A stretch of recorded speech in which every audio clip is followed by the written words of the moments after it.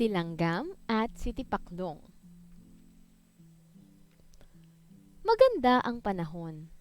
Mainit ang sikat ng araw. Maaga pa lamang ay gising na si Langgam. Nagluto siya at kumain. Pagkatapos, lumakad na siya. Gaya ng dati, naghanap siya ng pagkain. Isang butil ng bigas ang nakita niya. Pinasan niya ito at dinala sa kanyang bahay. Nakita siya ni Tipaklong. "Magandang umaga, kaibigang Langgam," bati ni Tipaklong. "Kay bigat ng iyong dala. Bakit ba wala ka nang ginawa kundi maghanap at mag-ipon ng pagkain?" "Oo nga, nag-iipon ako ng pagkain habang maganda ang panahon," sagot ni Langgam. "Tumulad ka sa akin, kaibigan Langgam," wika ni Tipaklong. "Habang maganda ang panahon, tayo ay magsaya. Halika, tayo ay lumukso, tayo ay kumanta." "Ikaw na lang, kaibigan Tipaklong," sagot ni Langgam.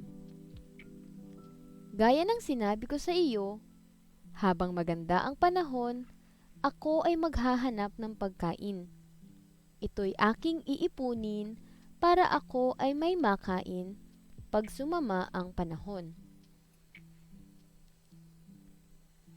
Lumipas pa ang maraming araw, dumating ang tag-ulan.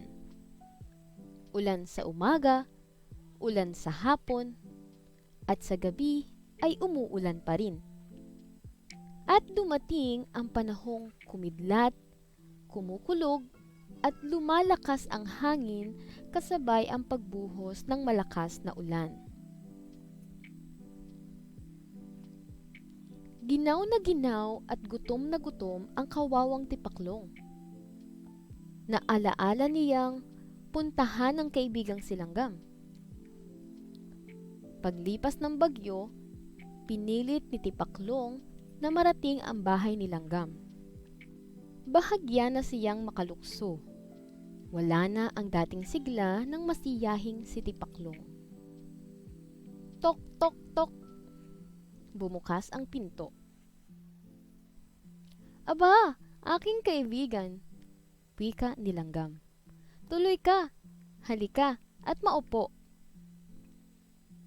Binigyan ni Langgam ng tuyong damit si Tipaklong.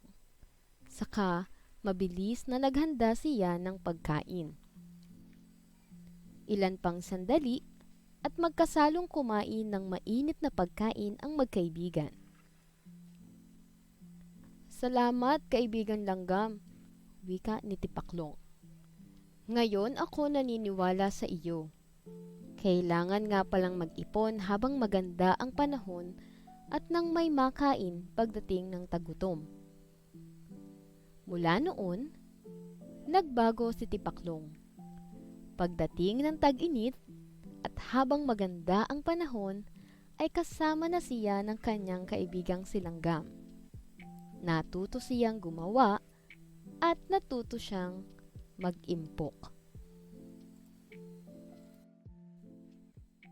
Si Langgam at si Tipaklong.